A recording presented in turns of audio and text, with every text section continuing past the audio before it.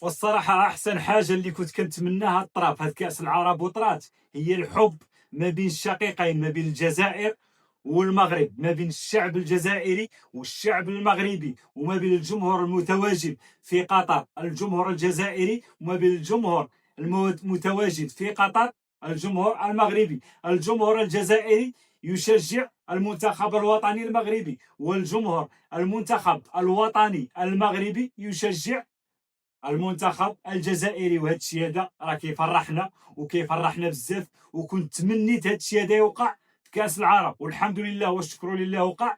وحنا راه واخا كنديو ونجيبو مع بعضياتنا في الهضره في التعاليق وفي الفيديوهات، راه كنبقاو جيران، كنبقاو خوت، وراه ما كاينش اللي غادي يفرقنا. وهذا الشيء هذا شنو كيعني؟ هذا المعنى ديالو بان الشعب الجزائري القلب ديالو بيض، وبان الشعب المغربي القلب ديالو بيض، وكيعني باننا كنبغوا بعضياتنا وكنحبوا بعضياتنا، وراه ما كاينش اللي غادي يفرقنا، ودائما غادي نبقاو خوت. الجزائر والمغرب قلب واحد، قلب واحد. كيما سمعتي، وبغيت اي جزائري شاف هذا الفيديو هذا يبان عندي في التعاليق، واي مغربي شاف هذا الفيديو هذا يبان عندي في التعاليق. انا كنهضر هذا الفيديو هذا مع اللي قلبه بيض، مع اللي قلبه بيض وقلبه حليب.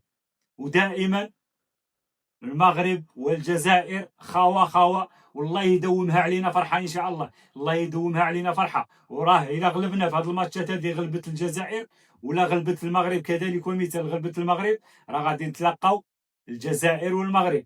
وإلا تلاقينا الجزائر والمغرب، شكون ما فاز فيكم غادي نشجعوه. فازت الجزائر غادي نشجعوها، فازت المغرب غادي نشجعوها. والكاس ما بغيناه يداه حتى شي واحد، بغينا يا اما تجيبوا المغرب يا اما تجيبوا الجاره ديالنا الجزائر.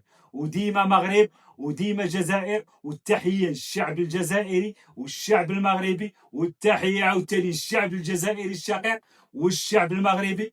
والله العظيم راكم هنا وراكم خوتنا، وراحنا كنعزوكم وكنبغوكم، والله يدومها علينا فرحه. راه احسن حاجه اللي طرات في كاس العرب، والله العظيم الخوت، احسن حاجه اللي طرات في كاس العرب هي هادشي اللي كنشوفو في المواقع التواصل الاجتماعي. الحمد لله والشكر لله، والله العظيم الخوت. الا هادشي ملي كنشوفو بالنسبه لي انا كنفرح، والله العظيم الا كنفرح. علاش؟ لانهم هما خوتنا وحنا خوتهم. يعني عيشي حاجه بسيطه كتوقع، يعني كتلقانا فرحانين مع بعضياتنا. هادشي شنو كيعني؟ هذه المعنى ديالو باننا القلب على القلب، وباننا كنبغوا بعضياتنا، وبان الشعب الجزائري والشعب المغربي شعب واحد.